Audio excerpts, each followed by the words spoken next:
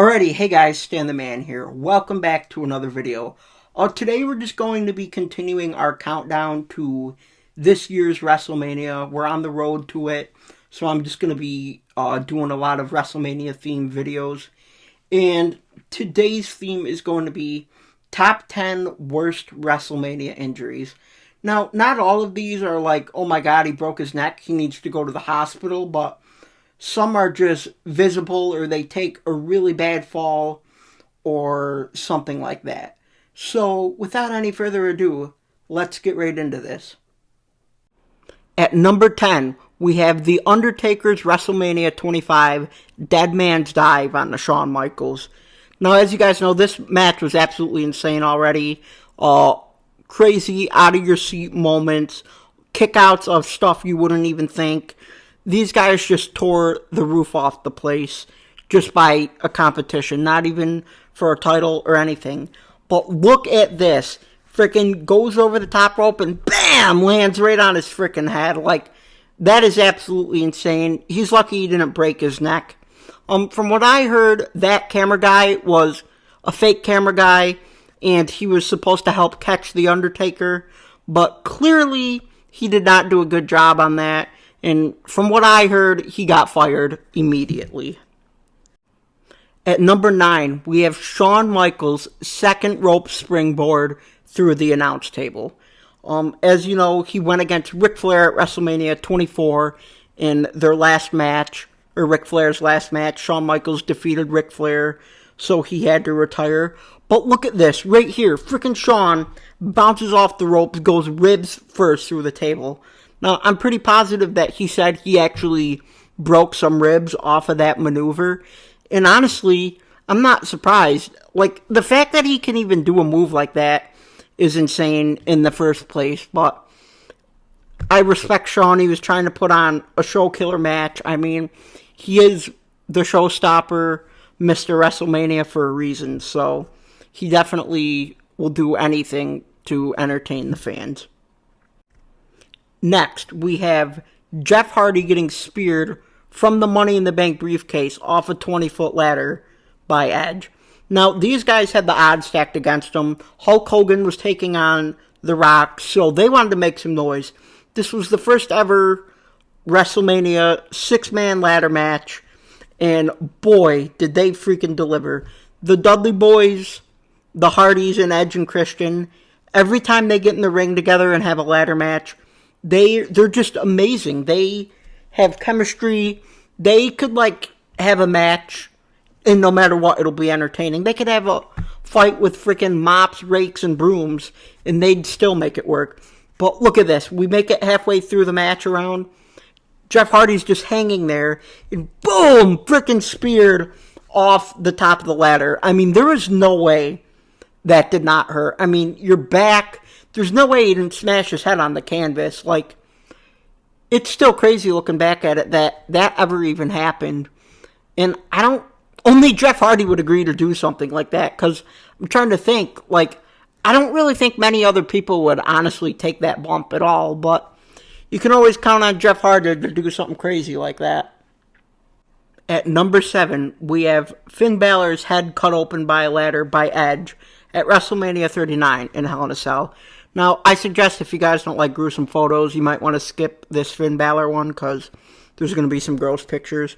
But anyways, look at this. Freaking Edge doing an execution off the freaking ladder. Finn Balor does a coup de grace through it.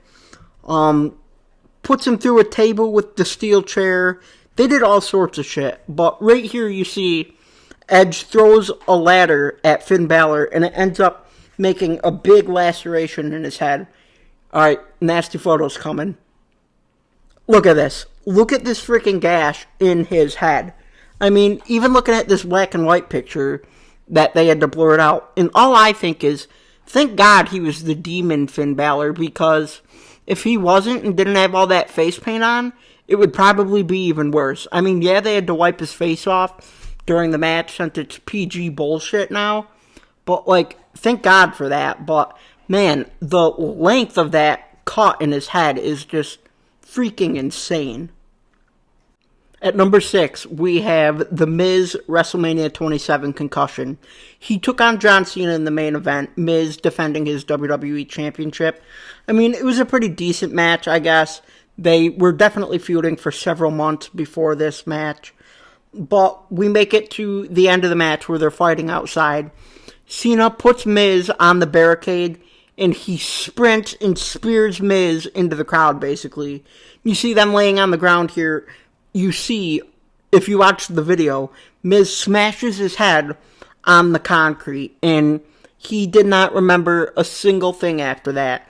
Thankfully, Rock was there where he was able to help Miz and Cena finish their match, but Miz was out of it. Even you see this picture of him backstage here. You can tell he has no idea where he is. Everybody's asking him where he is. Like, that sucks. You make it to the main event of WrestleMania and smash your head and you basically don't even remember most of the night. Up next, we have Rick Boogs and Shinsuke Nakamura versus the Usos at WrestleMania 38. I mean, there wasn't really anything too special about this match. I believe it was the show opener. Usos, both of them were still in the bloodline, and they had the tag team titles, so they were defending them. So, any Uso tag team match is pretty good. It's a good show opener, very speed. But you see here, Madcap Moss has one of the Usos on his shoulder. The other one jumps on it. Rick decides to hold both of them in like a fireman's carry, and his knee just freaking gave right out. You could see it right there. You could tell he had to tag Shinsuke and have Shinsuke finish the match. You definitely know it was real. Unfortunately, he doesn't even work there anymore. I'm sure a lot of that has to do with it, but dude, that stinks. Any injury at WrestleMania like that, especially that you're going to be out for at least 6 to 8 months afterwards, I mean, that's really sad. At number 4, we have the world-famous Shane McMahon jumping off the top of the Hell in the Cell at WrestleMania 32. Now, Shane, if he beat The Undertaker, he was going to be allowed to run Monday Night Raw. So they made it really personal, had a lot of Shane and Vince promos. Wow, this match was just absolutely physical. You see Shane with the garbage can spot here doing the coast-to-coast, Undertaker, Snake Eyes, all the classic Undertaker stuff, guillotine leg drop. But honestly, I don't even remember how they ended up breaking out of the cell, but they did. Shane knocked out Taker with a television monitor, and sure enough, that crazy son of a bitch climbed up to the top of the Hell in the Cell and jumped off of it. I mean, listen, I know there's pads and shit under the announce table and that, but dude, you're telling me that doesn't hurt at all? I don't even know if it was from that move, but I heard Shane McMahon got like such a bad hernia that his belly button almost popped out or some shit.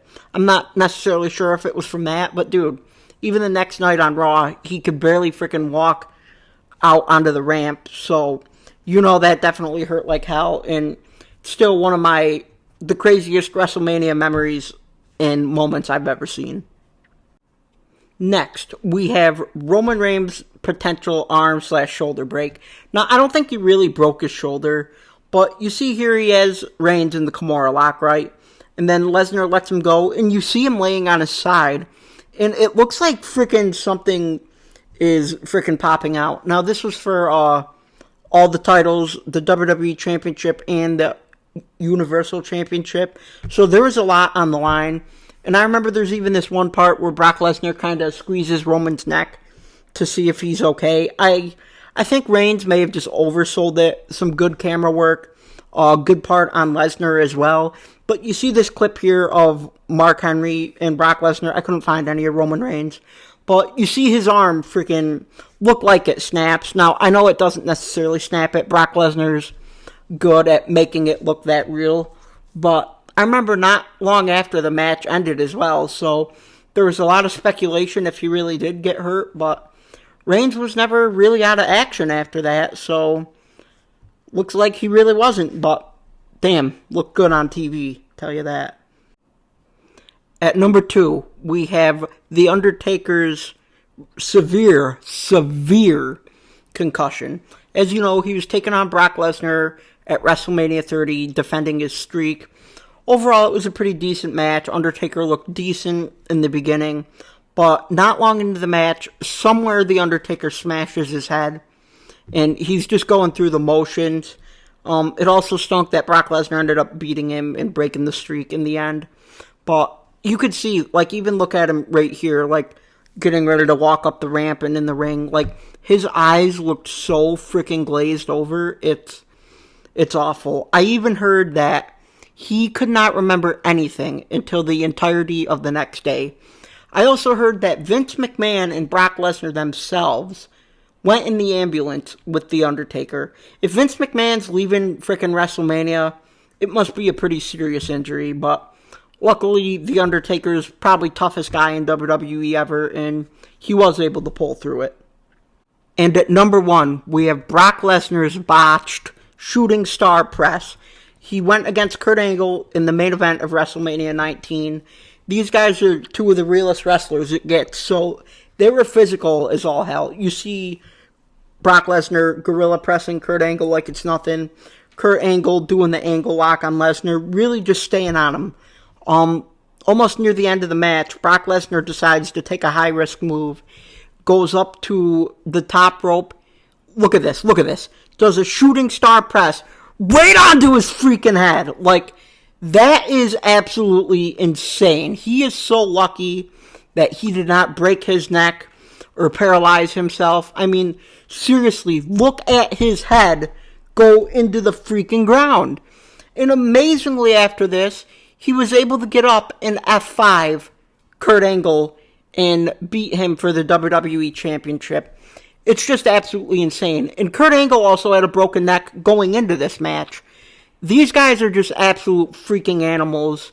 And it's amazing that Brock Lesnar was able to walk away from that with no really severe, serious damage. Alrighty guys, so that is going to be it for this video. Comment down below if you agree with me, what you don't agree with, and also some other injuries that I may have forgotten to put on here. But yeah guys, if you haven't checked out any of the other WrestleMania themed countdown videos, definitely go ahead, check those out. If you like the video, hit that thumbs up, and I will see you guys in the next video.